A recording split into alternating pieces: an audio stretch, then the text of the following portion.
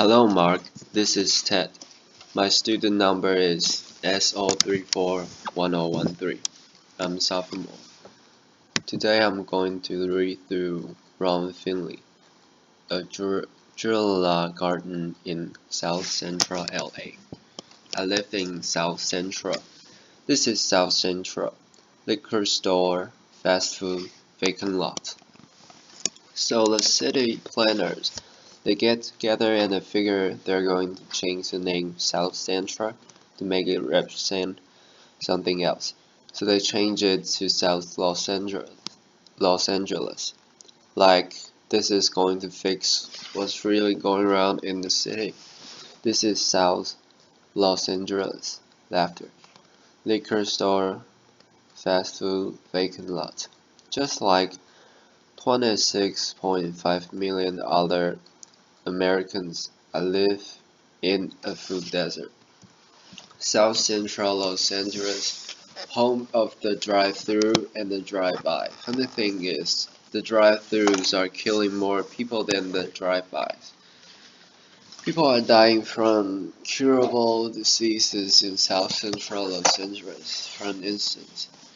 The obesity rate in my neighborhood is 5 times higher than, say, Beverly Hills, which is probably 10 miles away. I got tired of seeing this happening, and I was wondering how would you feel if you had no access to healthy food? If every time you walk out of your door you see the ill effects that the present food system has on your neighborhood. I see wheelchairs bought and sold like used cars. I see dialysis centers popping up like Starbucks. And I figured this has to stop.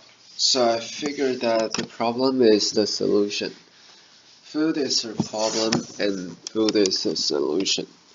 Plus I got tired of driving 55 minutes round trip to get an apple, and that wasn't impregnated with pesticides. So what I did, I planted a food forest in front of my house. It was on a strip of land that we call the Parkway. It's 150 feet by 10 feet.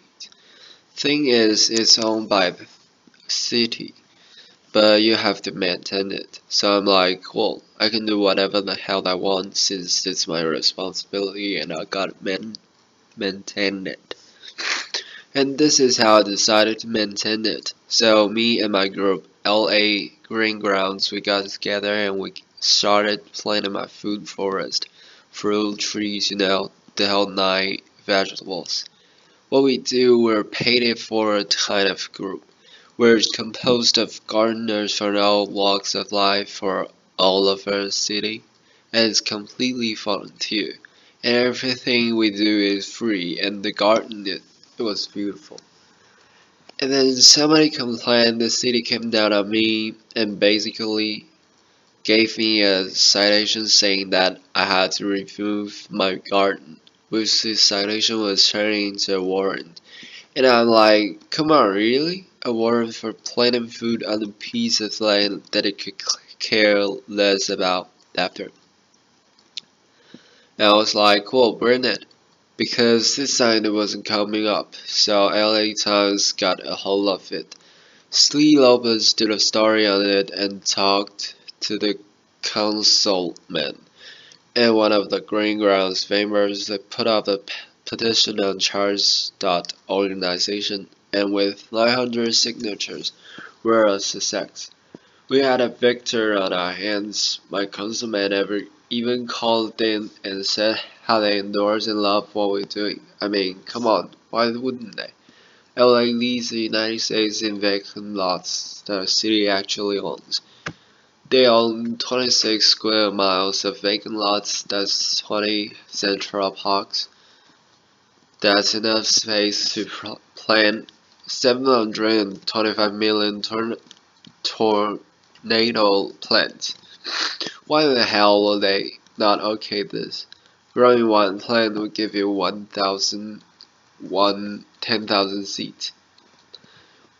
when $1 worth of green beans will give you $75 worth of produce. It is my gospel. When I'm telling people grow your own food, growing your own food is like printing your own money. Applause. See, I have a legacy in South Central. I grew up there, I raised my sons there, and I refuse to be a part of this manufactured reality that was manufactured for me by some other people. And I'm manufacturing my own reality. See, I'm an artist. Gardening is my graffiti. I grow my art just like a graffiti artist, where they beautify walls. Me, I beautify lawns, parkway. I use the garden, the soil, like it's a piece of clothes and the plants and trees as my embellishment for that cloth. You'd be surprised what the soil could do if you let it be your canvas. You just couldn't imagine how amazing the sunflower is and how it affects people. So what happened? I have witnessed my garden become a tool for the education, a tool for the transformation of my neighborhood. To change the community, you have to change the composition of the soil. We are the soil. You'll be surprised how kids are affected by this. Gardening is the most therapeutic and defiant act you can do, especially in the inner city. Plus, you get strawberries. After I remember this time, there was this mother and the daughter came. It was like 10:30 at night, and they were in my yard. And I came out, and they looked so ashamed. So I'm like, man, it made me feel bad that they were there. And I told them, you don't have to do this like this. This is on the street for a reason. It made me feel ashamed to see people that were this close to me that were hungry, and this only reinforced why I do this. And people ask me, Finn, are you afraid people are going to steal the food? And I'm like, hell no, I ain't afraid they are going to steal it. That's why it's on the street. That's the whole idea. I want them to take it, but at the same time I want them to take back their health. It's not time when I put the garden in this homeless shelter in downtown Los Angeles. These are the guys that helped me unload the truck. It was cool, and they just shared the stories about how this affected them and how they used to play with their mother and their grandmother. And it was just cool to see how this changed them, if it was only for that one moment. So Green Grounds has gone on to plant maybe 20 gardens. We've had like 50 people come to our big games and participate, and it's all volunteers. If kids grow kale, kids eat kale. After, if they grow tomatoes, they eat tomatoes. Applause. But when none of this is presented to them, if they are not shown how food affects the mind and the body, they blindly eat whatever the hell they put in front of them. I see young people and they want to work, but they're in this thing where they're caught up. I see kids of color and they're just on this track that's designed for them, that leads them to nowhere. So with gardening, I see an opportunity where we can train these kids to take over the communities to have a sustainable life. And when we do this, who knows? We might produce the next George Washington Carver. But if we don't change the composition of the soil, we will never do this. Now, this is one of my plans. This is what I want to do. I want to plant a whole block of gardens where people can share.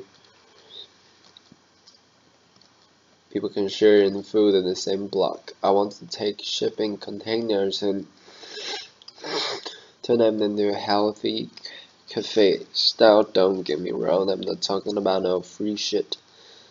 But because free is not sustainable, the funny thing about sustainability, you have to sustain it.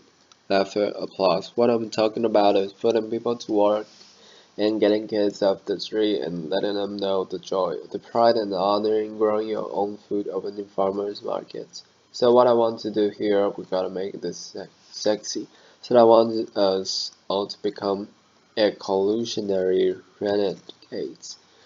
Gangster gardeners. We gotta flip the script. What a gangster is.